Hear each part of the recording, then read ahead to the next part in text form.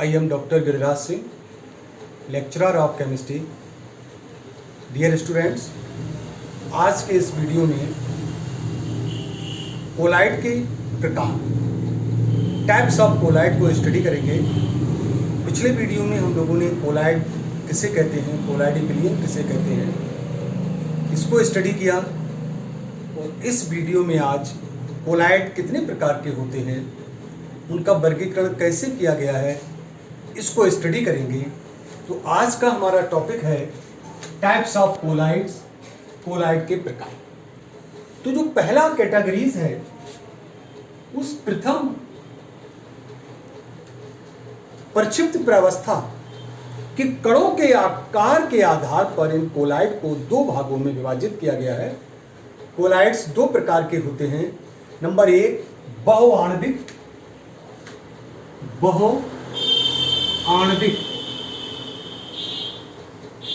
Collide, बहुआण्विक collide, और दूसरा है सेकंड, ये फर्स्ट है, और दूसरा बृहत आणविक कोलाइड। बहुआण्विक कोलाइड को मल्टी मॉलिक्यूलर कोलाइड कहते हैं, मल्टी मॉलिक्यूलर कोलाइड। और जो बृहत आणविक होता है, इसको मैक्रो मॉलिक्यूलर कोलाइड कहते हैं। M is macromolecular colloid कहते हैं। तो इस कणों के आकार पर प्रक्षिप्त प्रावस्था के कोलाइड को दो भागों में डिवाइड किया। फर्स्ट हमारा बहुआण्विक कोलाइड, और सेकंड है बृहत आणविक कोलाइड, जिसको मैक्रोमॉलिक्यूलर कोलाइड कहते हैं। तो पहला देखते हैं हम, ये जो हमारे मल्टी मॉलिक्यूलर कोलाइड होता है, मल्टी मॉलिक्यूलर कोलाइड, इसमें क्या होता है? इस प्रकार के कोलाइडी विलियन में जो कोलाइडी कणों का आकार होता है वो 50 एंगस्ट्रॉम से छोटा होता है। 50 एंगस्ट्रॉम से छोटे आकार के कण, परमाणु हो सकते हैं, आयन हो सकते हैं, ये के कण आपस में संगुणित होकर, एग्रीगेट होकर एक पुंज बनाते हैं। इससे छोटे आकार के कण होते हैं और ये सभी एक एग्रीगेट होकर एक पुंज बनाते हैं। तो इस प्रकार के कोलाइड को हम बहुआण्विक कोलाइड कहते हैं, क्योंकि इसमें कोलाइडी कण जिनका आकार 50 एंगस्ट्रॉम से छोटा होता है, ये छोटे कण आपस में जुड़कर, संगुणित होकर, एग्रीगेट होकर एक पुंज बनाते हैं। और इन कोलाइडी कणों के बीच में दुर्बल वांडरवाल बलों के द्वारा ये कण जुड़े रहते हैं। तो ऐसे कोलाइड को हम बहुआण्विक कोलाइड कहते हैं। और इसका उदाहरण है हमारा, इसका एग्जाम्पल आप समझ सकते हैं उदाहरण के लिए। नंबर एक हमारा गोल्ड सॉल्ट, जो स्वर्ण का सॉल्ट होता है, गोल्ड सॉल्ट, या ferric hydroxide salt, ferric hydroxide salt, arsenious sulphide salt, ये सभी सॉल्ट बहुआण्विक सॉल्ट कहलाते हैं। इनमें कणों का आकार 50 एंगस्ट्रॉम से छोटा होता है।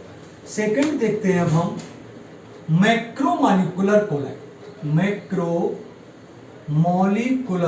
कोलाइड। ये वे कोलाइड होते हैं जिनमें कणों का आकार 50 एंगस्ट्रॉम, इनमें तो 50 एंगस्ट्रॉम से छोटा होता है, इनमें 50 एंगस्ट्रॉम से बड़ा होता है। इनमें जो कण होते हैं मैक्रोमॉलिक्यूलर कोलाइड के अंदर, कोलाइडी कणों का आकार 50 एंगस्ट्रॉम से बड़ा होता है। ये स्वयं एक बृहत अणु होते हैं, मैक्रोमॉलिक्यूल होते हैं। और इस प्रकार के जो कोलाइडी विलियन होते हैं उनको हम मैक्रोमॉलिक्यूलर कोलाइड कहते हैं। इनमें कणों का आकार बड़ा होता है, स्वयं एक बृहत अणु होते हैं और आकार 50 एंगस्ट्रॉम से 2000 एंगस्ट्रॉम में होगा और इनका अणुभार बहुत उच्च होता है। जब अणु बड़े होते हैं तो इनका अणुभार उच्च होता है, हाई मॉलिक्यूलर वेट के होते हैं, जैसे स्टार्च, जिलेटिन, सेल्यूलोज आदि, ये हमारे मैक्रोमॉलिक्यूलर कोलाइड कहलाते हैं। तो ये एक हमारा पहला क्लासिफिकेशन हुआ इसका।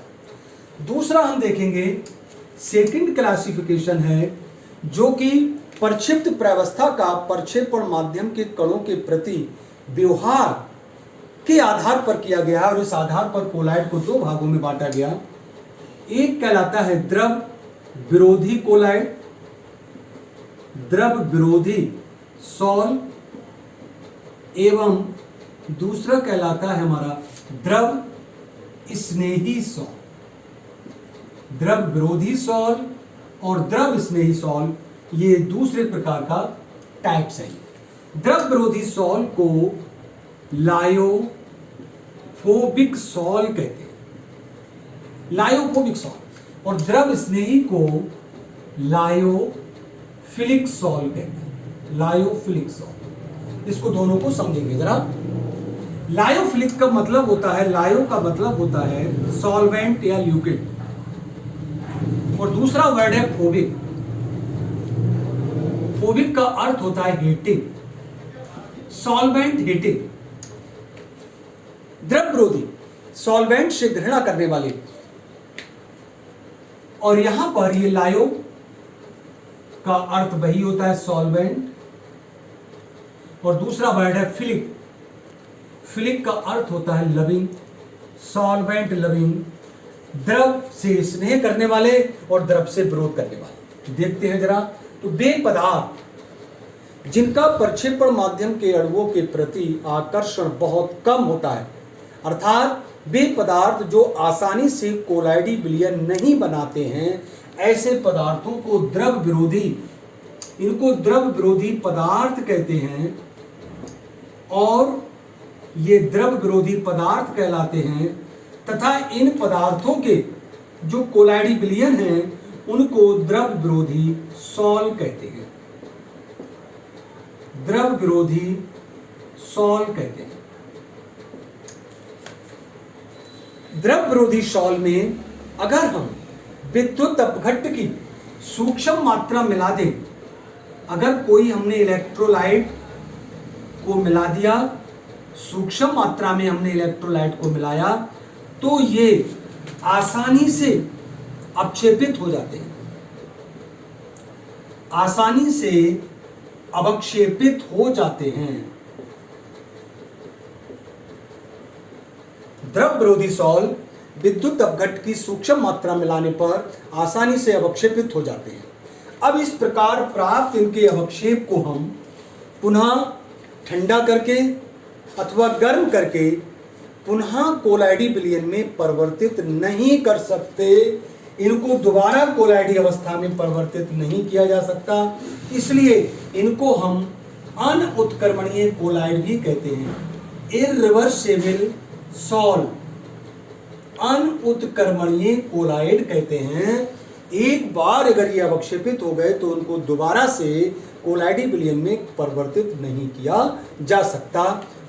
इसका उदाहरण हमारा जितने भी धातुओं के सॉल होते हैं, धातु सॉल, चाहे वो हमारा गोल्ड सॉल हुआ, सिल्वर सॉल हुआ, प्लेटिनम सॉल हुआ, धातु के हाइड्रो ऑक्साइड सॉल जैसे फेरिक हाइड्रो ऑक्साइड सॉल कह सकते हैं, धातु के सल्फाइड सॉल, धातु सल्फाइड सॉल,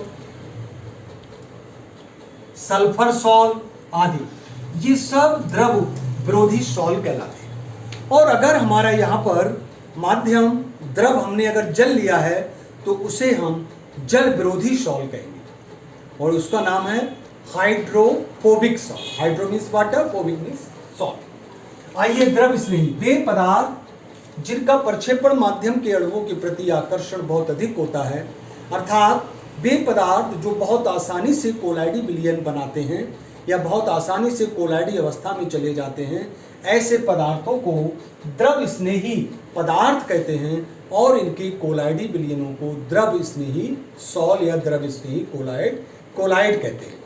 और इन पदार्थों में अगर आपने इलेक्ट्रोलाइट की सूक्ष्म मात्रा को मिलाया, इलेक्ट्रोलाइट की सूक्ष्म मात्रा मिलाने पर ये आसानी से अवक्षेपित नहीं होते, आसानी से अवक्षेपित नहीं होते हैं, अवक्षेपित नहीं होते हैं ये आसानी से। यदि किसी भी प्रकार से इनको अवक्षेपित कर लिया और इनके प्राप्त अवक्षेप को हम अगर ठंडा करें या गर्म करने पर इन्हें पुनः कोलाइडी विलयन में परिवर्तित किया जा सकता है। इनके अवक्षेप से पुनः कोलाइडी विलयन में इनको बदला जा सकता है, परिवर्तित किया जा सकता है। इसलिए इन्हें हम उत्क्रमणीय सॉल कहते हैं, रिवर्सिबल सॉल कहते हैं। जैसे स्टार्च का सॉल, जिलेटिन, ग्लू आदि, ये सभी सॉल द्रव स्नेही सॉल होते हैं क्योंकि बड़े आसानी से कोलाइडी विलयन में चले जाते हैं और एक बार इनका अवक्षेपित होने पर उनको पुनः कोलाइडी विलयन में परिवर्तित किया जा सकता है। इसलिए इनको उत्क्रमणीय या रिवर्सिबल सॉल भी कहते हैं। तो इस प्रकार ये प्रक्षिप्त प्रावस्था का प्रक्षेपण माध्यम के अणुओं के आकर्षण या उनके प्रति एफिनिटी के आधार पर ये दूसरा वर्गीकरण था, द्रव विरोधी सॉल और द्रव स्नेही सॉल। अगर यहाँ पर हमारा विलायक जल है तो इसको हम जल स्नेही सॉल कहते हैं। आज की वीडियो में इतना ही करेंगे, इसका नेक्स्ट आपके वीडियो में। Thank you very much. आज जो बहुत